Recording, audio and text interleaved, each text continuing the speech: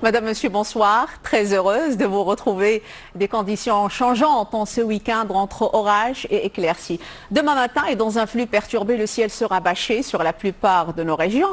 Et vous le savez maintenant, l'air océanique veut dire beaucoup d'humidité, mais surtout des nuages à foison, entre autres sur les hauts plateaux orientaux, le haut et le moyen Atlas, avec de la brume parfois très localisée sur les plaines atlantiques nord et centre. À signaler également des rafales localement fortes sur les côtes atlantiques centre. En deuxième partie de journée, le temps sera à l'amélioration. Les plaques de brume vont finir par se disloquer au fil des heures, au prix du vent évidemment, et hormis quelques foyers orageux qui vont s'organiser sur l'Atlas, encore le sud de l'Oriental.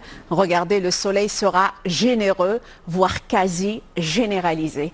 Côté Mercure, au petit matin, valeur quasi stationnaire depuis hier, une fourchette comprise entre 8 et 19 degrés, en passant par 16 pour les Casablancais. On ne fait pas de jaloux du côté des Saouira ou encore la ville de Smara. Pour votre après-midi, grâce au champ de haute pression, les valeurs vont monter en flèche. On attend 26 pour les Tangérois, 29 pour Meknes.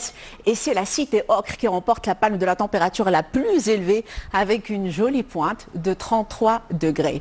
Ce thermomètre va prendre littéralement le pont de l'Ascension pour la journée de lundi, avec tout de même une pulsation orageuse qui va se creuser à l'intérieur des terres. Alors mardi, orages et ondées seront toujours de la partie sur l'Atlas et les versants est, mais ailleurs et à l'avant, regardez, c'est simplement éloquent.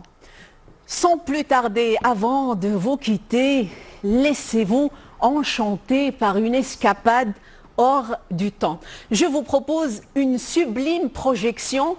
Un an après sa création, le Jardin national botanique de Chine fait des progrès spectaculaires entre science et commercialisation. La présentation de plantes emblématiques demeure encore l'un des moyens les plus efficaces pour attirer les visiteurs. D'une superficie de près de 600 hectares.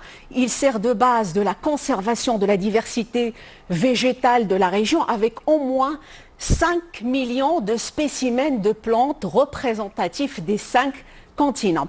L'espace féerique qui déborde de vitalité confirme ainsi son avancée en matière de recherche scientifique.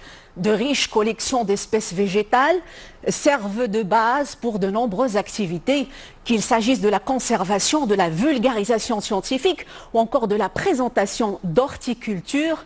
Tous les moyens sont bons pour étendre la biodiversité sur l'ensemble du pays. Et c'est ainsi s'achève notre balade. Merci d'avoir été des nôtres. Très belle soirée à vous sur 2M. Je vous retrouve avec beaucoup de plaisir demain.